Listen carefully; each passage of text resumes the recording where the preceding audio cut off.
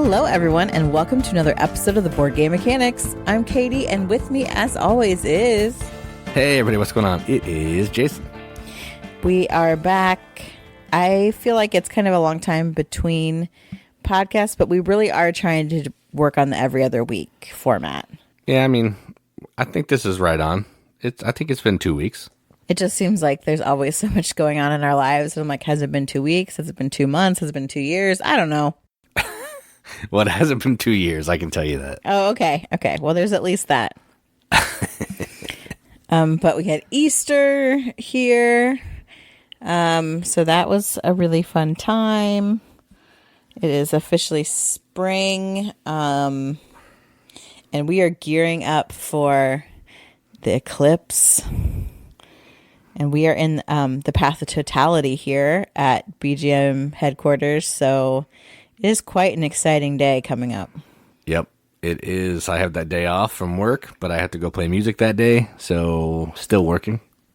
I am working. Government doesn't shut down for the eclipse, let me tell you.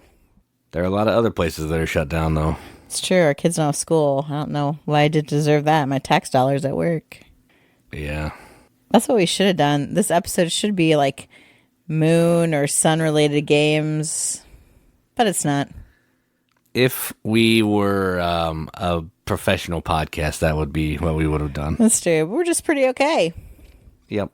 So you get what you get. And it's not about the moon or the sun or the moon covering the sun. It's not about any of that. Nope. Not at all. So let's move towards that episode title and start with news. So speaking of pretty okay, I don't have news today. But it's not that I didn't look for news. It's not that my dear correspondent in the field didn't send me a few things. They weren't great. I don't think he was interested in them that much either. But in looking at Kickstarter, like every other game, at least every third campaign that was listed on there was not a game. It was some form of like female body objectification, like some like waifu something, some like NSF sexy pose. I mean, who? Why is it like this? Like when I click on tabletop games, I think, games that you actually could play. And I just don't understand why it is full of these campaigns where people just want to 3D print scantily clad, unrealistically proportioned women. Yeah, I don't get it. I don't understand the fascination. Maybe because I'm married and, I don't know. I don't get it. I don't understand why you want to just stare at a hunk of plastic that has boobs. I don't get it. Yes, I was really thinking, okay, maybe there's something we can talk about. I'm like, oh, because I try to keep things within, a couple weeks. So there is some stuff that I see coming that I'm like, oh yeah, I definitely want to talk about that. But when I was trying to look for like, things like the ending soon on tabletop games, like I was scrolling on, like, okay, that ends in a couple hours. We probably can't talk about that on the podcast. And then I'm like, well, like I get it. There's some printable things like tavern folk. Sure, you might want that. Although, of course, several of them are busty barmaids, but then the rest are just regular dudes. Yeah, and all that barmaid stuff is a lie. I play a lot of bars. People don't look like that in bars.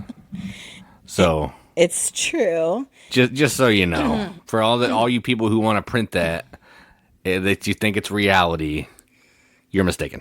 There you go. I feel like the people that want to print that aren't really that in touch with reality. Like, here's one. I'm like, Ruby Colt, but she's some kind of pinup. She has one of the figures, she just has a gun holster on and like a bikini top. And I'm like, she's not riding that horse wearing that. That is not going to help her like either be an outlaw or arrest outlaws. Like, I just, To be fair, it might help her do something with outlaws. I suppose. But also, I'm like, when are you going to use this 3D printed woman with her horse? Or this one, Locust Crusher. I don't know. I think that's like when you said 3D printed woman with her horse, I thought you said whores. And I was like, wait a minute, what are we doing here? What is this? no, that's a different campaign. That is the brothel campaign. I'm sure it's on here. Like, here's one named Kate, the Desperado. I think they just spelled desperado wrong and are idiots. But again, probably true. As a desperado, I feel like I might want to wear more clothing besides like pasties, so I could actually, store the loot that I stole somewhere. I just, all these, a whole group of elven women that are wildly disproportionate. I like, and I'm not even making this up. I'm literally scrolling. Ladies of the desert. I get the desert's hot, but there's it's terrible. Yeah, scorpions and shiz there that are going to be a problem with these outfits that they're wearing. Like, yeah, and it's not even like it's equal opportunity. There's no guy in there with a big dong hanging out. Yeah, well, also I don't really want to say either, but I mean, muscles or something like that's interesting. At least the V, but no, we got tank pinup girl. It's what? I just don't like. Like every three, like I'm literally reading from, okay, here's a halfling village. Everyone's wearing clothes and one of them's riding a pig. Okay, you know what? I will back that 3D printable miniature. That makes sense to me. But that's one out of vampire barmaids. Okay. She can't reach up to get a glass in that outfit. It's just not going to work. In that outfit, she doesn't have to reach for her own glass. She could use her cleavage to open the bottle. That's not practical. Sienna the Fire Hunter. Okay, there's fire. I get it. Maybe it burned off some of her clothes. What? Oh, wait. Yeah. Wait. Ancient Creators. There is a dude. He is lacking clothing, but he also is lacking genitalia. Oh, okay. So he's a Ken doll. Yes, that is what he looks like. But he does have a six-pack, so I guess I take back everything about equal opportunity, sort of. No, because with no Johnson, it's hardly a comparable deal. Novice adventurers versus monster girls. Apparently the monster ate all their clothing off. Only their clothing. It doesn't eat them and just eats clothing. Dark elf velvet shadows. In order to be a dark elf, you must wear leather that is only 2 inches wide. This is the worst one. Sexy girl NSFW 3D file. Bent over women 3D printing. What are you using this for? I just don't. And believe me, it is like. No, I wish you were exaggerating. I was browsing, I don't know, like a couple days ago, and every other project, like not even kidding, is some kind of booby mini. That's Motor girls. Mm-hmm. Yeah, it's awful. It's awful. Like, even if I played minis games, there's no game. They're just advertising minis. Not even like, booby the game to go with it. It's just minis. That's it. Yeah, I don't know what's happening. Like, maybe it is an RPG where people that are backing these are like, in this distant imaginary world, a woman like this would talk to me. Sure. Okay. Yeah, it's a very imaginary world for sure. Because also in real life, nobody looks like that either. Like, I would fall over on my face if those are my proportions. A strong wind would just topple you over. Like, it's just not going to work out practically. Like, your center of gravity is all messed up. Like, we can do better, right? And I guess maybe it's free market, and so I really don't back it if you don't like it. And I ultimately am that kind of person. Like, online, if it's not for you, instead of like getting all bent out of shape, just keep scrolling. But then when I just keep scrolling and I keep seeing it over and over again, and I think, gosh, I really love tabletop games, but I really feel like this kind of thing makes my gender feel a little weird. I just don't like, I don't, why? Maybe I should just be like, you know what, if you want to make pervy minis, like just don't kickstart them, just keep them to yourself and like send the files secretly to your friends. I don't know. I don't know. Yeah, that's the weird part about it too, because it's all like 3D printed stuff. You don't have to kickstart that. Well, just say, hey, I'll send you this file. Tell your friend, hey, I'll send you this file for $50, and then done. So I don't have to. I just don't want to see it on my Kickstarter. Yeah. Maybe I just need to. Maybe I'm just being ridiculous. Maybe I just need to get over it. Like whatever. I mean, it would. Honestly, I think if there weren't so many of them, it wouldn't be a problem. But like literally, I was scrolling looking for something. Brandon was messaging me, and he wanted me to look up something. So I searched it, and all it kept scrolling through when I went to tabletop was those like booby minis. That's it. Couldn't find anything else I was looking for. Just scantily clad girls with swords. No game. Just 3D printed plastic. That's it. I mean, and guess until I start seeing wiener minis, I'm going to just get on my soapbox about it. Like, I don't know what to do. Like, I don't even want that. First time we see wiener minis, I'm backing it. No, we're not. We're the problem.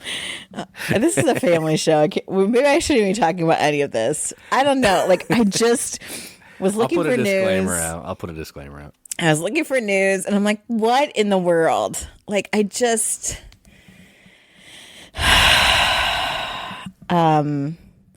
because, and I think part of it is I hear a lot of men in gaming say, whoa, we welcome women. Like, oh, I don't understand why females don't feel, included or safe or whatever in the hobby. And I'm like, I just scroll through Kickstarter. You want to play this? Answer. You want to play D&D with me? Here's your mini that you can play with. I can't get my mini to stand up because her boobs are too big and her balance is often. Why is she always bending over with her bottom in the air? I don't understand this. Let's go talk to this bar wench. Oh, look at her big boobs. Let's go talk to this dragon. Oh, look at this dragon's big boobs. That's right. Until you put boobs on dragons, I'm not interested. I'm not here for it.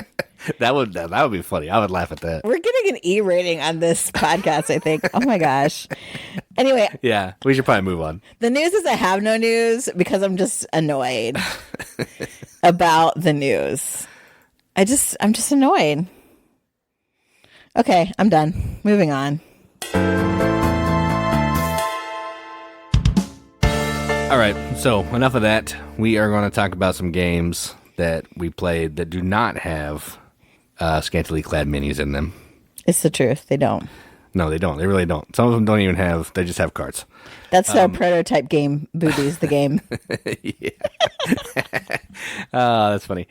So the first game we're going to talk about is a game that we kickstarted. We watched a round of it at Origins. I don't know, like it feels like 5 years from now, like 5 years ago. But I think it was 2 years ago.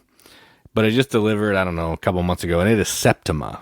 And this is a game about witches going on trial, trying to cure people in the town. But when you're doing that, you're making potions. People think you're a witch. They're trying to put you on trial and burn you. That's the theme. But basically, you're trying to take over for this witch that's retiring. Try to be the best witch. And it's I don't want to say worker placement. It's everybody has a hand of cards. Action selection. Yeah, right. Yeah, everybody has the same hand of cards. And you're going to pick one of those cards and you're going to do an action. And I think there are 8 or 9 different actions. So everybody picks one, you reveal at the same time. If you play the same card as somebody else, the card is better. But that's going to make you more suspicious because people in the town are going to, see crazy stuff happening more often, and it's going to raise suspicion. And then you're trying to move around this little board in the middle to collect good resources so you can make potions. And then you're trying to get potions to these sick villagers so you can heal them to score points and do all that kind of thing. There's also a spell track that you're going to be climbing up, trying to make spells that are going to basically give you powers or extra ways to score points in the game. And I think that's it. There's some in-game goals you're trying to accomplish. There's some witch hunters that you're running from on the map that if you're too suspicious, they'll come try to hunt you down and do bad things, put one of your witches in your coven on trial and all that kind of stuff. Then after all that's done, you're going to have a trial, which is pulling some meeples out of a bag, a little bit of push your luck stuff. If you have more meeples than everybody else, you win the witch to your coven. If there's more angry villagers than friendly, the witch gets... They say she gets run out of town, but we all know what happened to the witches. So that's kind of the game. We didn't play with the Familiars and Omens expansion, but we did play the full game, which adds the spell track. And yeah, it was good. It's a little long, I think, but again, we were learning. And now that we know how to play, it'd probably be a lot shorter. And I think it would probably be better with more than two because you got more people doing things, more stuff that you can match with. But yeah, I liked it. I want to play it again. I don't think I like it as much as I was hoping, but I do like it. So yeah, that's kind of where I am. How are you feeling about Septima? Yeah, I think part of it was I don't know, we played it wrong. We had some trouble with the scoring a little bit. Scored it wrong. Yeah, but that doesn't change the rest of it. Just that piece. That's true. I did not like it as much as I thought I would, but I also think I need to play it more. And I do agree. I think I would like to try it at a higher player count to see what that looks like. I love the theme. I think that's really cool. I think there's a lot of really thematic elements in it, which I like. But I feel like I want a little bit more from the gameplay, and maybe I need to house rule it or something. I know Jason was having some problems with some of the rules because the rule book wasn't very clear. Yeah, it does this thing where it's like two different game modes and they like intermix both of the things and like highlight some for this part and not for this. And that's really confusing. Don't do that. So then some of the stuff, we played full game, but some of it's not laid out very well. And I missed some stuff and interpreted some things wrong too. So that one of your witches was super powerful because of that. Yeah. And then, cause I really didn't think that's how she was played. And you're like, oh yeah, that's awesome. And I was like, okay, maybe it is. Then later I was I really don't think that is. It made it way better. I mean, I still think I would have beaten you anyway, but not as bad. Yeah, that's probably true. So I think I definitely think it has potential, but it needs more plays and maybe more familiarity with the rules so I feel more comfortable about it.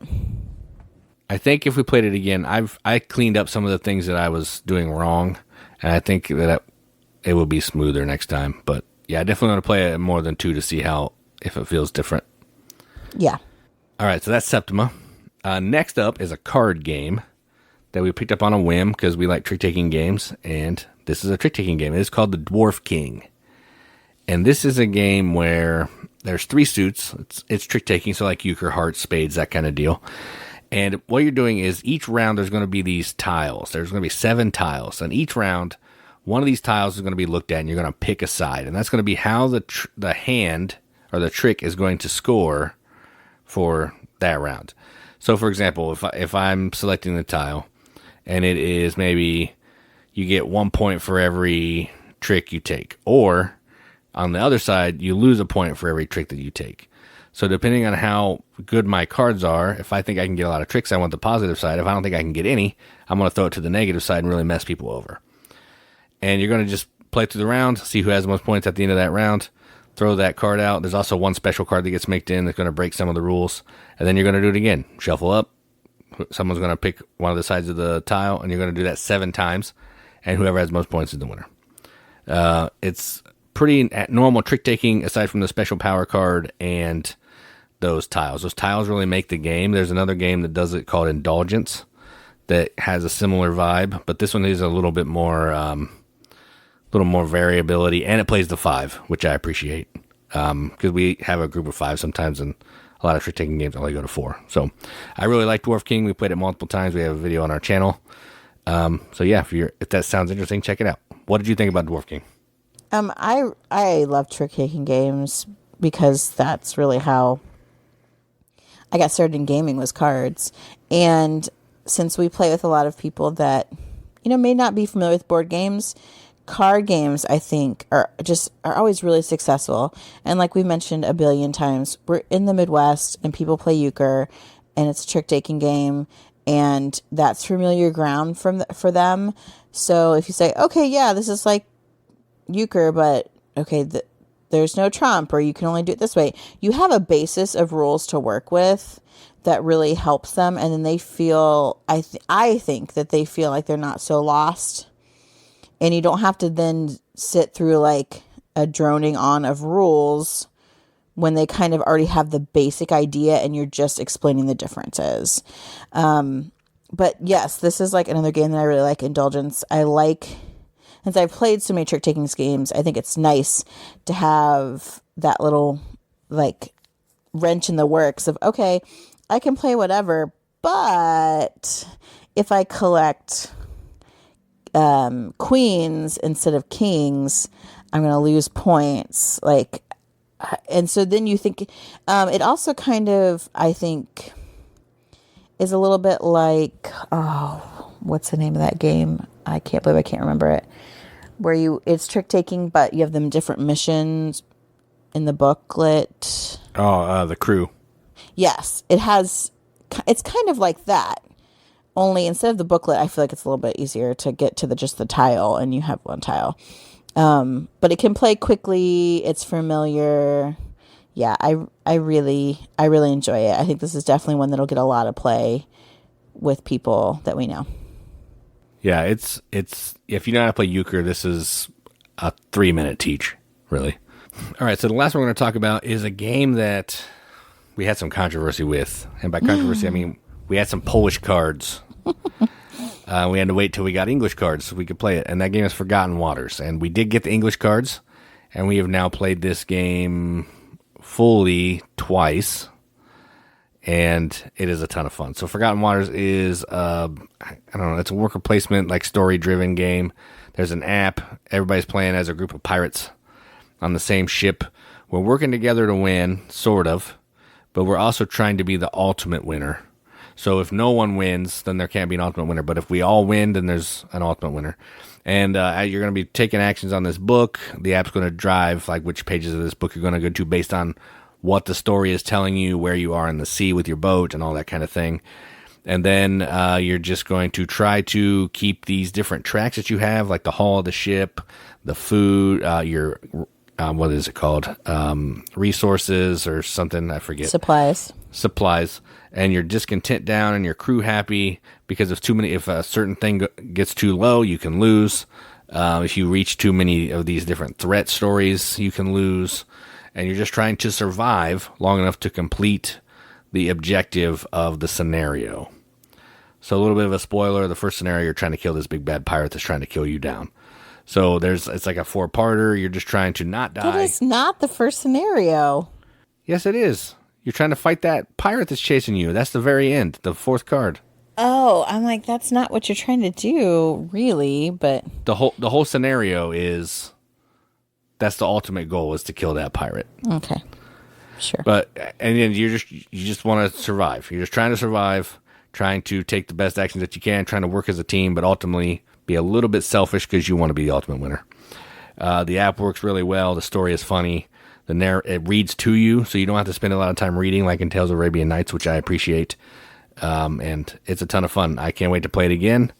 There's 4 more scenarios, and I definitely want to try them all.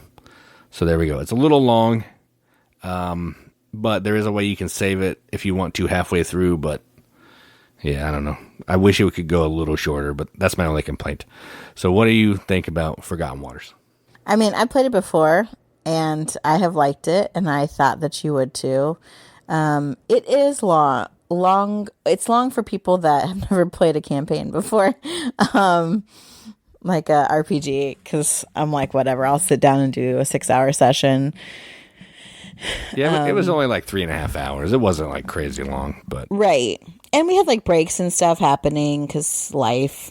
Yeah, that's true. That's true. We've got kids running around and stuff, but the people we played with, I think, really thought it was fun. It's funny. Like, we were able to, like, joke around with it. Somebody was smuggling something in a part of their body. And, like, my pirate's name was Hot Buns Flores, which came from a random roll, which I thought was hilarious. So, obviously, I had to go with it. But it is things like that. Like, I think that's what makes, for me, a storytelling game, is that you're able to kind of have those experiences together and reflect on them later and have like a good laugh. And, yeah, that's like the really good part about a game like that. And so I'm glad that we've kind of found a good way to enjoy it. You know, we played it with my cousin and her husband, and she really liked Tales of Arabian Nights, but she hates to read out loud. So I feel like this was a good compromise for her, so she didn't have to do that. But we still got to do like the story-based part, which I think was really fun. So yeah, I mean, I liked it before, and I'm glad that I got to play it with you.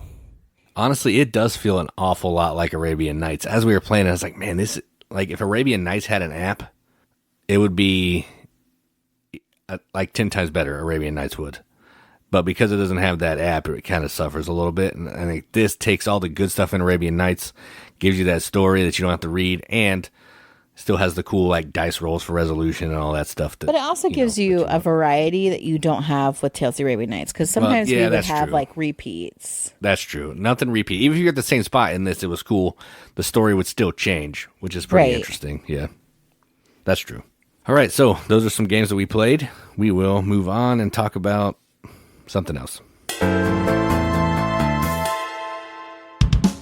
Okay, so we're, after all of my ranting and the games played, we're going to get to the meat of our episode, which is not sun or moon, because that would have been actually a good plan. Instead, this is kind of, this actually is a topic we ripped off of our friends over the Board Game Rundown. Our friends Mike and Tim, no, all of them did. Yeah, it was. It wasn't just a Whiskey Wednesday. No, it was all of them. All of them recently talked about hidden board game gems, which, per usual, they don't understand how to make criteria for anything, and they're like, oh, let me talk about this hidden board game gem. Have you ever heard of it? It's called Gloomhaven. I mean, come on. What? So stop, you're spoiling my video. I can't help it. Like, that's just what I kept thinking the whole time I heard them talking of, like, oh, you ever heard of this really great game? It's called Carcassonne. It's such a hidden gem. I'm just playing, but for real, it was bad. I love you guys. But we thought we have some hidden gems. Partially it's because we are cheapos and we'll shop the $5 table and be like, let's just see how this goes.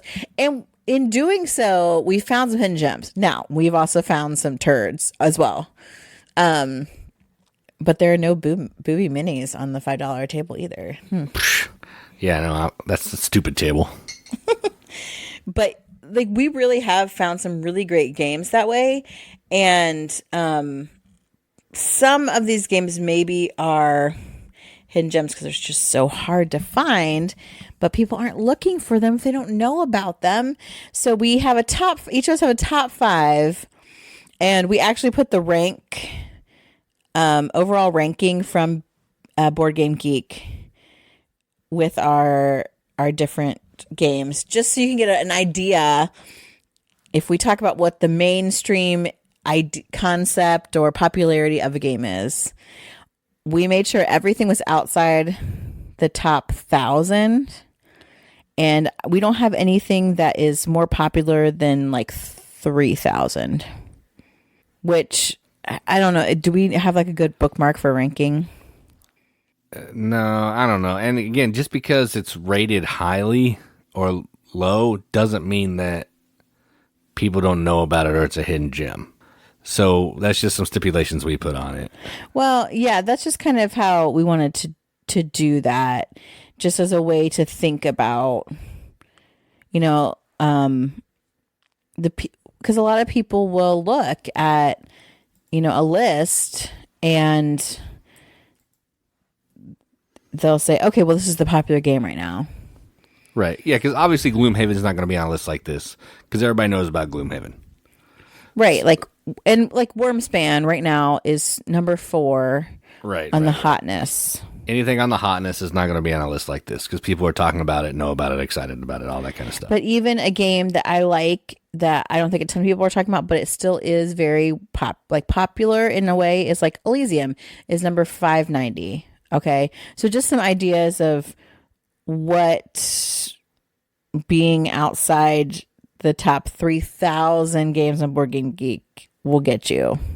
Okay, so Jason's going to start us off with his number 5 of hidden board game gems. So games that are good, but not really good, but don't get enough love, are not talked about, and like kind of have been left in the dust of the mainstream board game discussion.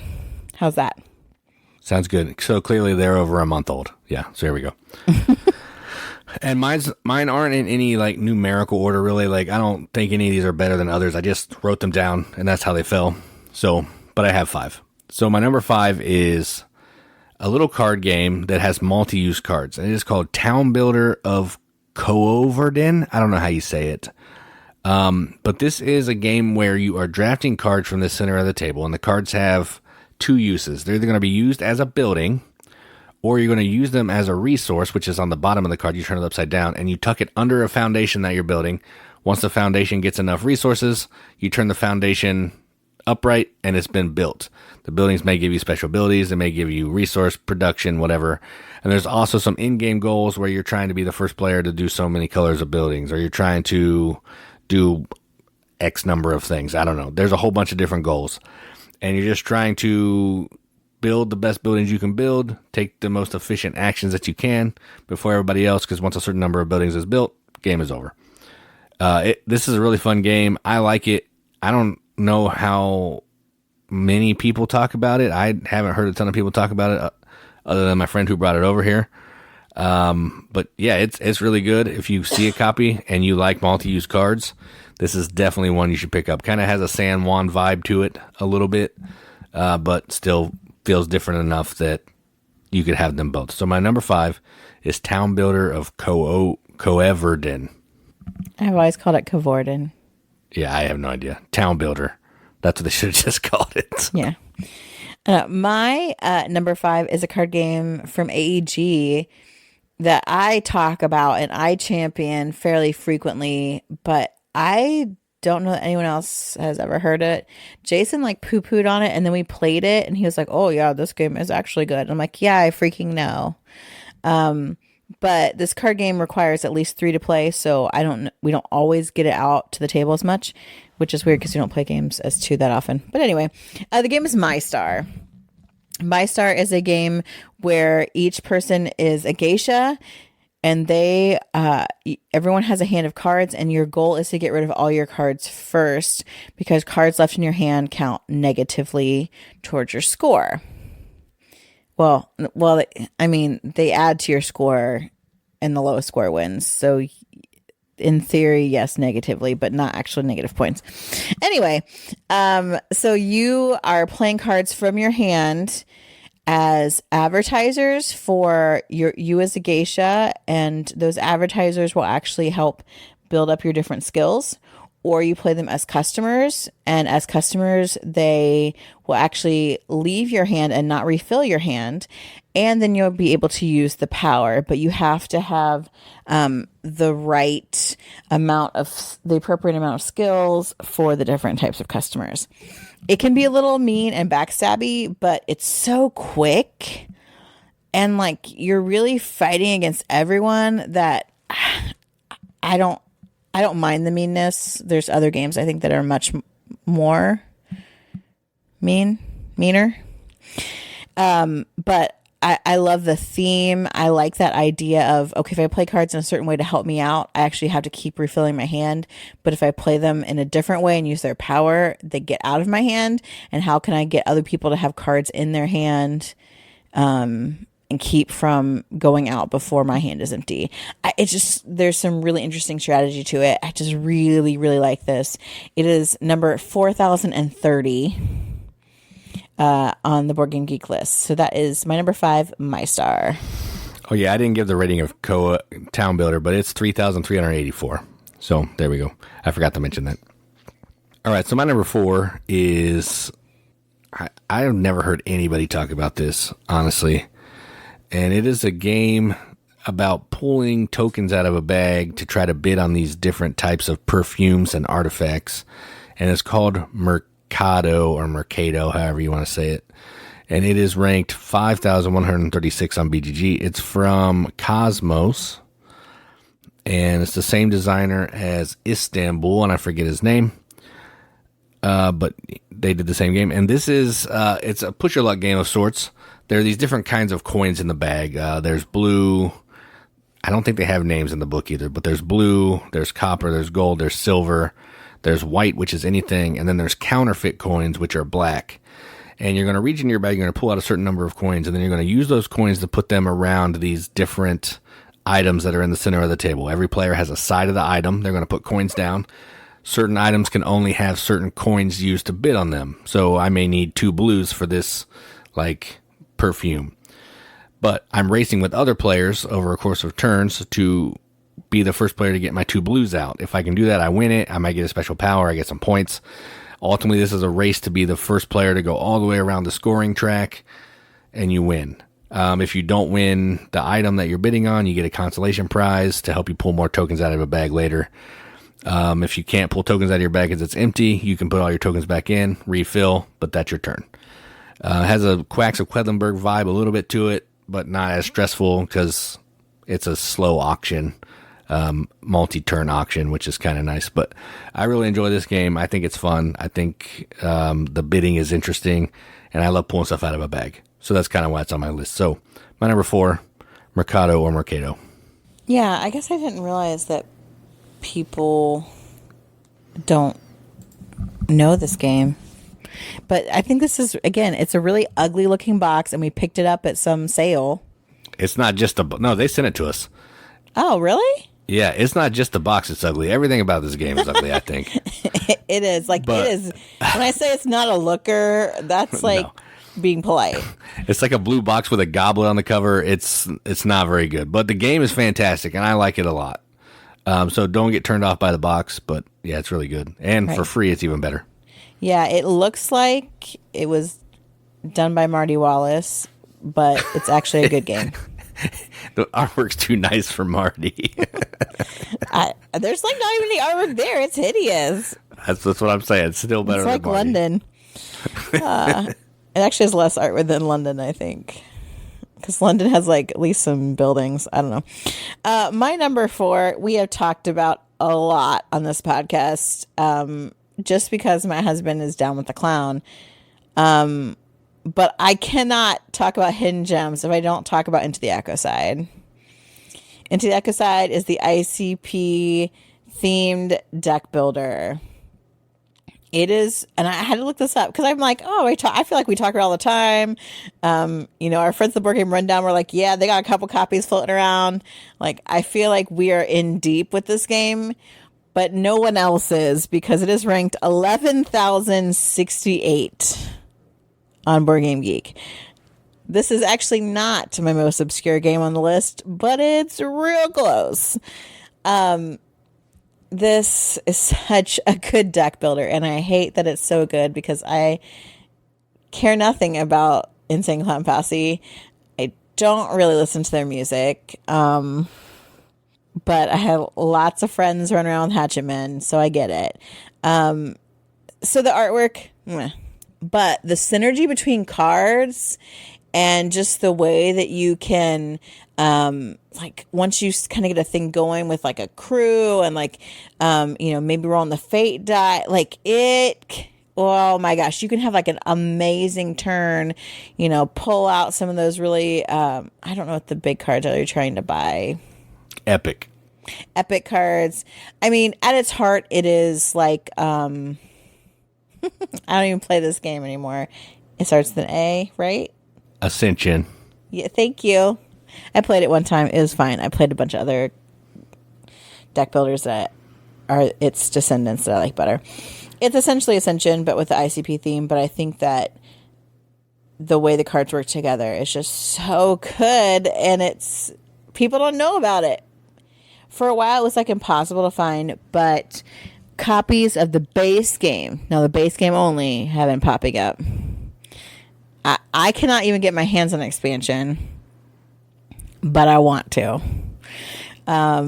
This is truly a hidden gem. Anytime I played it with anyone who likes deck builders, yes, the people that are juggalos are like, yeah, this game's awesome, pop up in that Fago.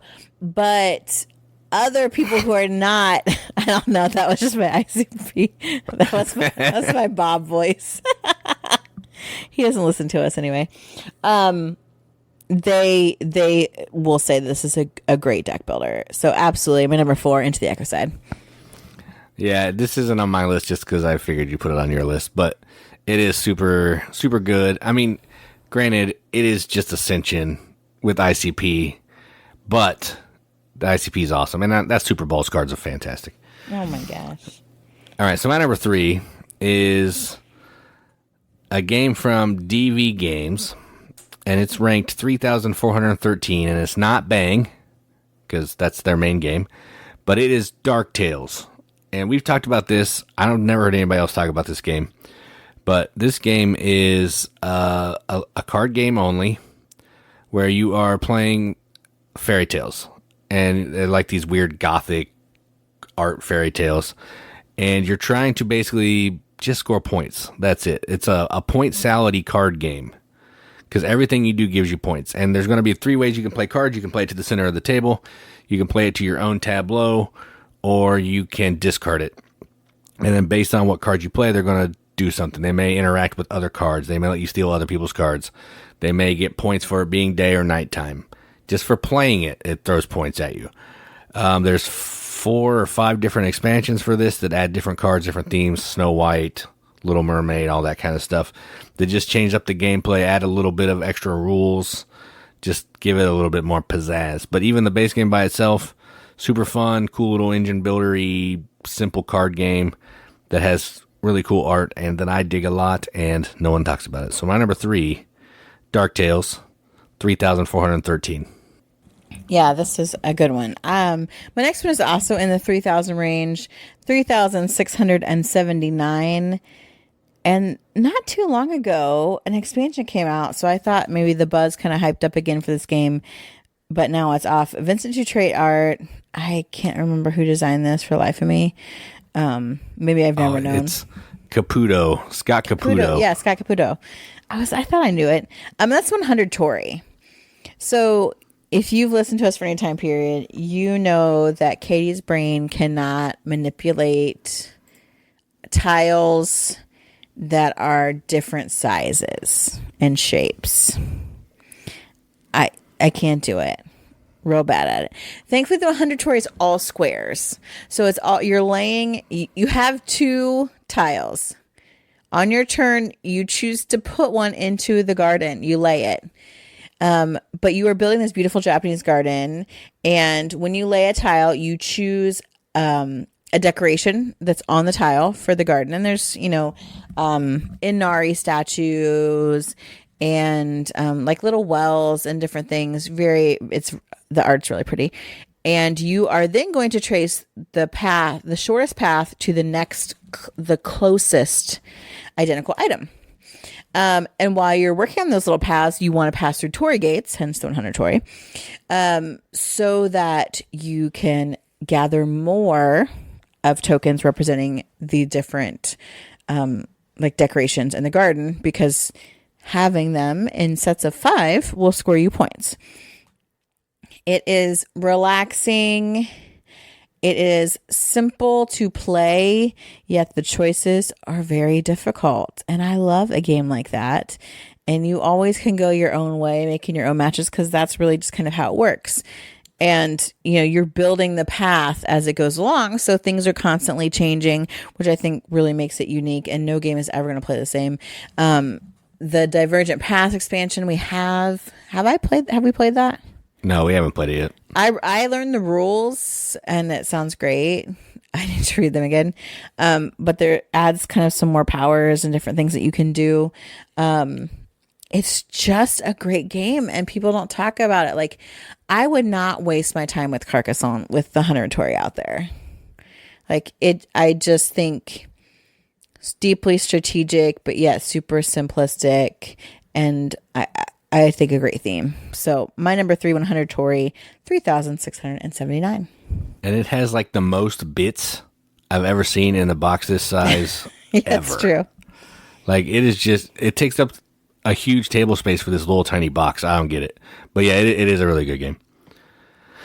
All right, so my number 2, probably another game that only we talk about.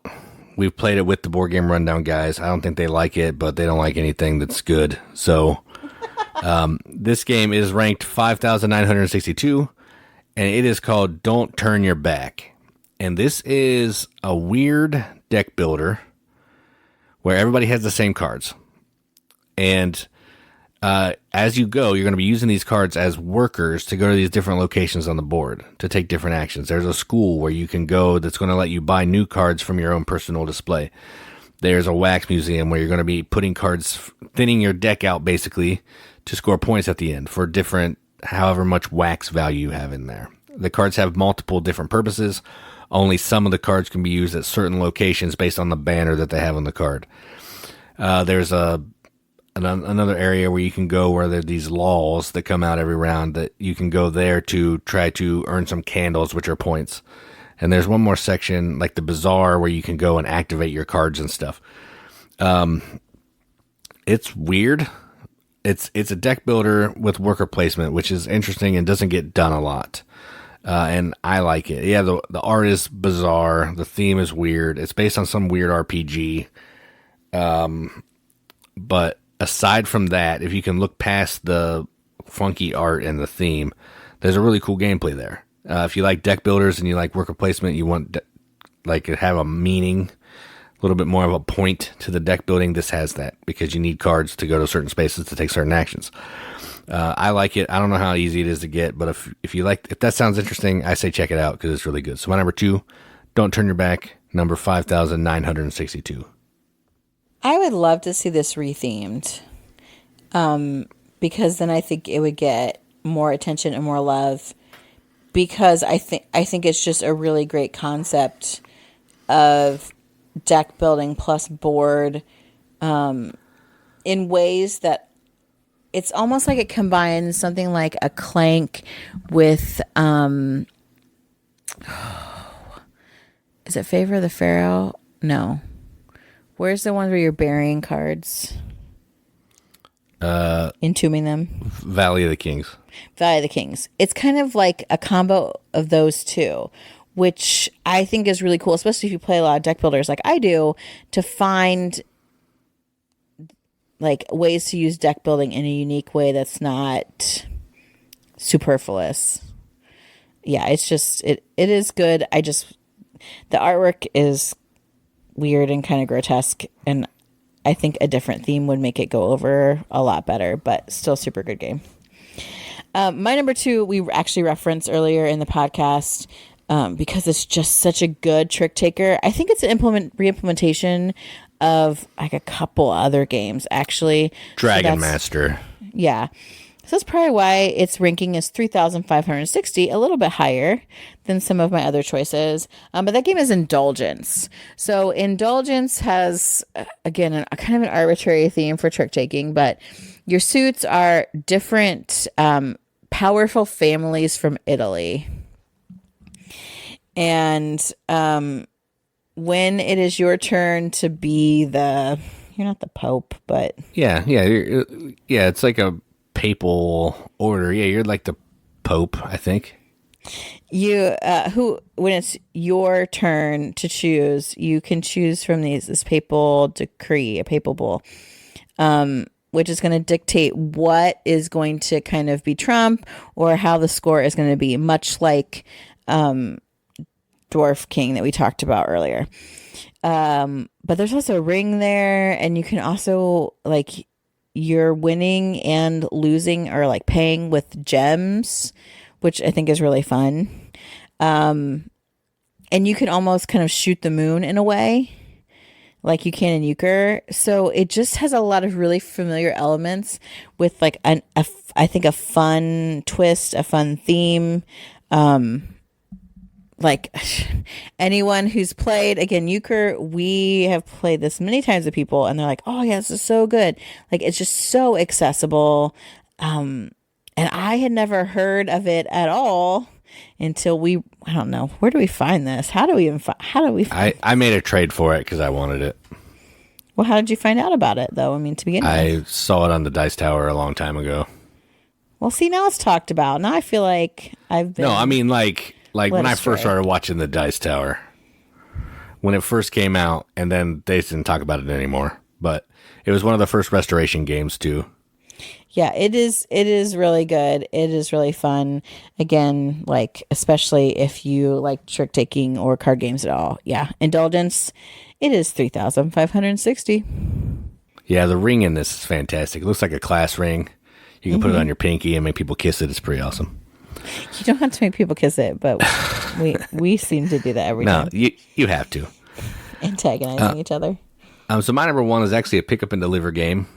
I don't even know if this was actually fully released.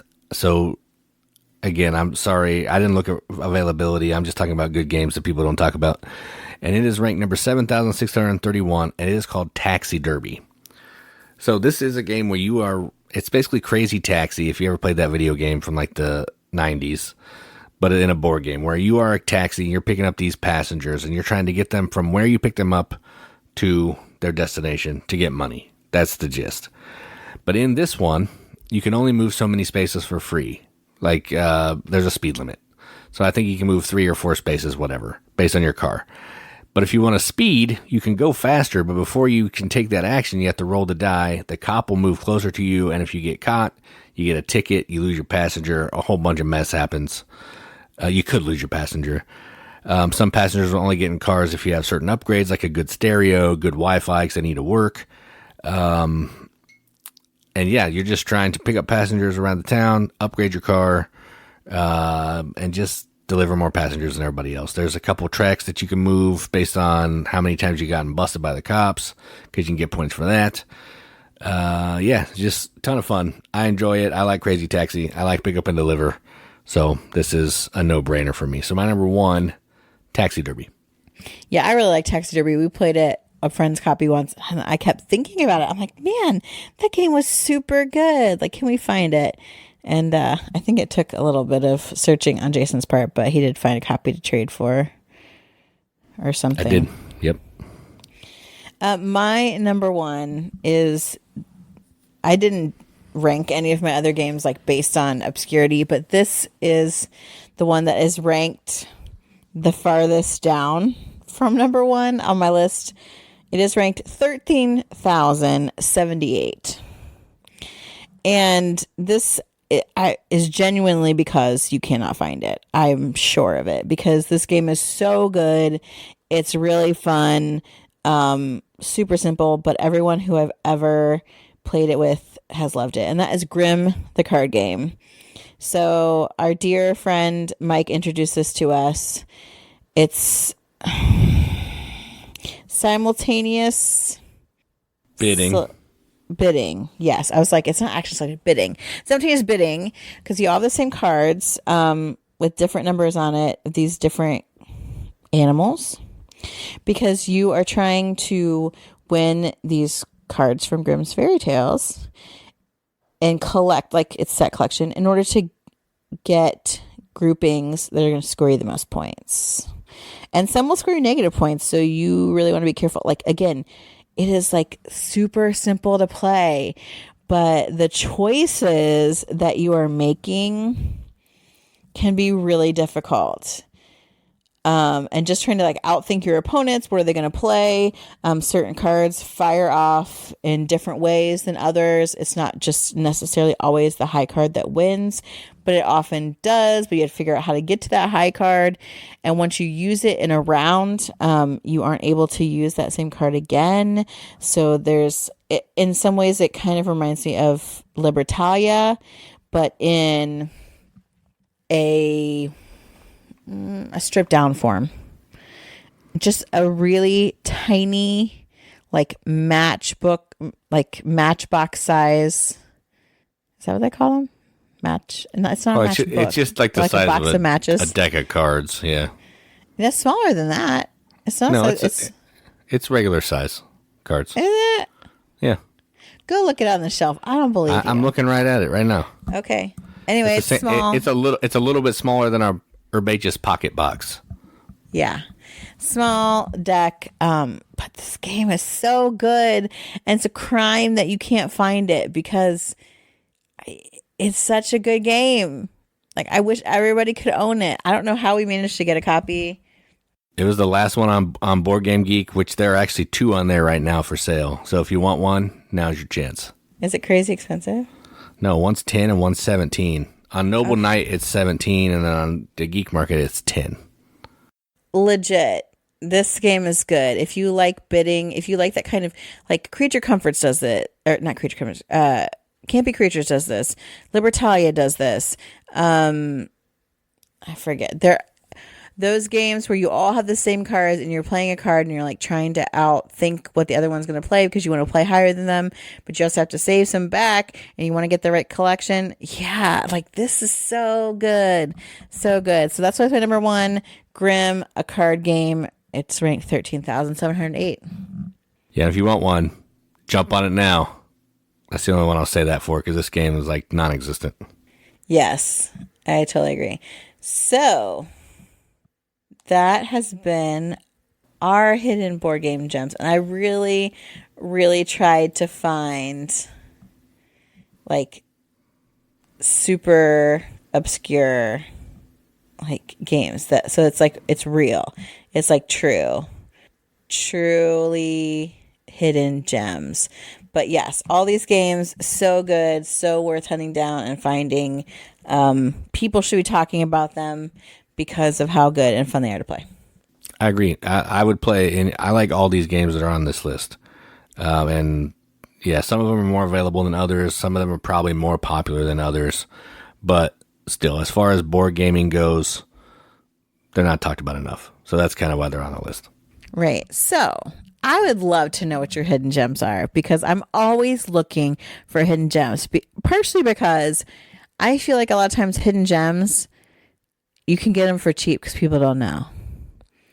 And then people find out they're awesome and then like you can't find them anymore. But that's okay. I'm willing to start a trend. So tell us on our social medias. Like we've got the hashtag The Riveted group on Facebook. We've got just like Board Game Mechanics Facebook page. We've got our YouTube comments. We've got the Twitters. Wait, they're called, was it X? X, yep. Whatever. We've got the Instagrams. We've got the TikTokies. Rumble, which is like a YouTube clone thing. Okay, sure. Rumble. We have a Discord chat. If you want to be a part of that, send us a message. You can also send us a message. Like, if you want to slip into our DMs, cool. If you want to talk to me about my crazy ranting and you think I'm wrong, you are welcome to bring your case. I will provide receipts. If you want to yell at us for saying boobies too much, you can do that too. It was a little excessive. I apologize for the excessive booby talk. Like, we might have to put an E next to this. It's funny, like we're talking about rating an episode explicit because we said the word boobies. I did say wiener too. Okay? Oh, that's true. That does push it to another level. That's I true. know. I just took it right there. We have to talk about Ken doll genitals. So I feel like this really is an E rated one. Although I didn't swear like some of the other podcasts that we've had to rate. You might as well just say the F-bomb right now and get it over with. I'm thinking about it. I'm really forking mad about this stuff.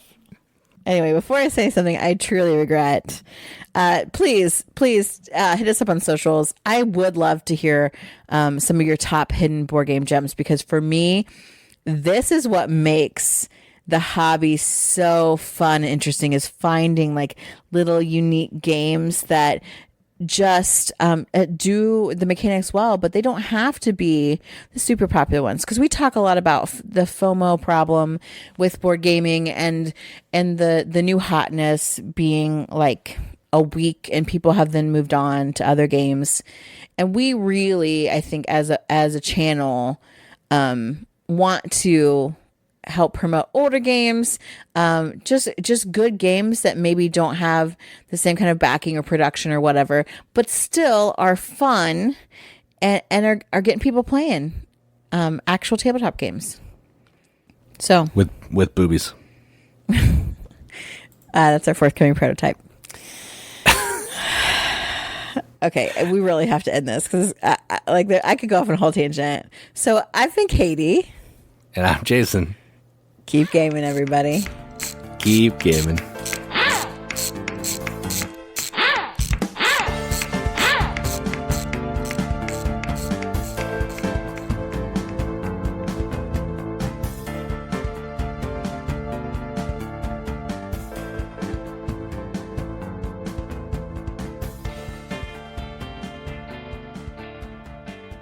Could have had Rory talk about our favorite planet, Uranus, on here, and that would just like really top it off.